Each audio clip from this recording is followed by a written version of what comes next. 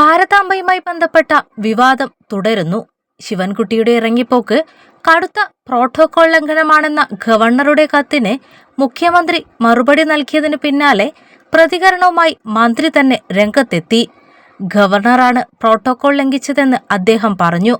ഭാരതാംബയെ വച്ചുകൊണ്ടുള്ള ഒരു പരിപാടിക്കുമില്ല. 2 RSS പ്രവർത്തകരാണ് രാജ്ഭവനിലെ കാര്യങ്ങൾ നിയന്ത്രിക്കുന്നതെന്നും ശിവൻകുട്ടി തുറന്നടിച്ചു.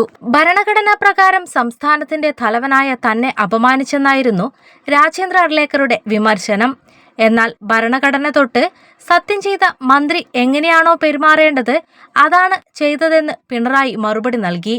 അതേസമയം ഭരണഘടന അനുശാസിക്കുന്ന ചിഹ്നങ്ങൾക്കപ്പുറം കാവിക്കൊടിയേന്തിയ ഭാരതാംബ ചിത്രങ്ങൾ ഔദ്യോഗിക പരിപാടികളിൽ വെക്കരുതെന്ന് പറഞ്ഞ് ഗവർണർക്കാണ് തെറ്റുപറ്റിയതെന്ന നിലപാട് മുഖ്യമന്ത്രിയും എടുത്തു.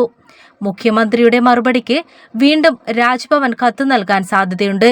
അതിൽ മന്ത്രിക്കെതിരെ നടപടി എന്തെങ്കിലും ആവശ്യപ്പെടുമോ എന്നാണ് ആകാംക്ഷ.